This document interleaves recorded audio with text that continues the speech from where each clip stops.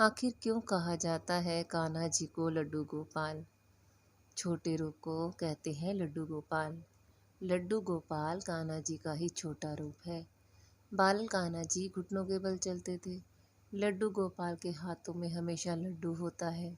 लेकिन दोस्तों, क्या आपने कभी सोचा है, कान्हा जी को तो माखन और दही पसंद है, लेकिन फिर भी उन्हें लड्डू गोपाल कहा जाता है। तो चलिए, मैं आज आपको बताती हूँ ऐसा क्यों है। इस भूमि में भगवान श्री कृष्ण के परम भक्त कुंभन दास जी नाम के व्यक्ति थे। कुंभन दास जी का छोटा बेटा था, जिसका नाम था रघुनंदन। कुंभन दास श्री कृष्ण के बहुत बड़े भक्त थे। वह दिन रात श्री कृष्ण की पूजा करते थे, इसलिए घर और मंदिर छोड़कर वो कहीं भी नहीं जाते थे, क्योंकि वो श्री कृष्ण के परम भक्त थे। परंतु एक बार कुंभन दास जी को वृंदावन से भागवत कथा का निमंत्रण आया। अब इस निमंत्रण को वह मना तो नहीं कर पाए। बहुत समय तक सोचने के बाद उन्होंने जाने का मन बना लिया। अपने छोटे बेटे को वह पूजा पाठ की सारी जिम्मेदारियां देकर गए। ये भी समझाया कि शाम को श्री कृष्ण को कैसे भोग लगाना है। का समय हो चला था। बेटे ने सारी पूजा विधि अपने पिता के कहे अनुसार पूरी कर दी और फिर प्रभु की थाली परोसी। परोसने के बाद वो सोचने लगा कि भगवान स्वयं आएंगे और खाएंगे, लेकिन काफ़ी इंतज़ार करने के बाद भी थाली यूं की यूं पड़ी रह गई और भोग नहीं लग पाया और वो बच्चा रोने लग गया। बच्चे को लगा कि शायद उससे कृष्ण नाराज हो गए हैं। अब उसके रोने की आवाज़ सुनकर श्री कृष्ण से रहा नहीं गया और बाल स्वरूप धारण करके वह रघुनंदन के सामने प्रकट हो गए। रघुनंदन भी उन्हें देखकर बहुत खुश हो गया। रघुनंदन ने उन्हें प्रणाम किया और भोग की थाली से उन्हें प्रसाद खिलाया।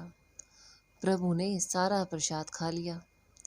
इसके बाद उन्होंने रघुनंदन को आशीर्वाद दिया और फिर अंतर्ध्यान हो गए।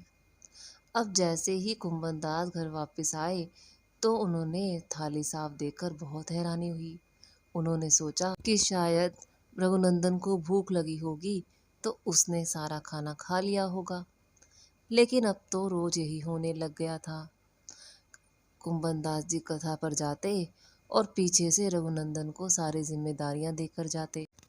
रोज शाम जब वो लौट कर आते तो सारी थाली साफ दिखती।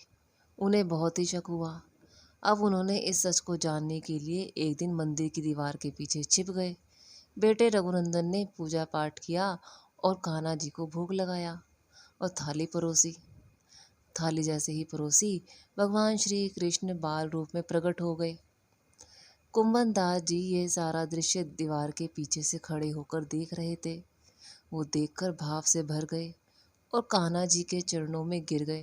कुंभन दास जी भगवान श्री कृष्ण के चरणों में गिरे। उस समय श्री कृष्ण के हाथों में लड्डू था, इसीलिए उसी रूप में श्री कृष्ण वहां जड़ हो गए।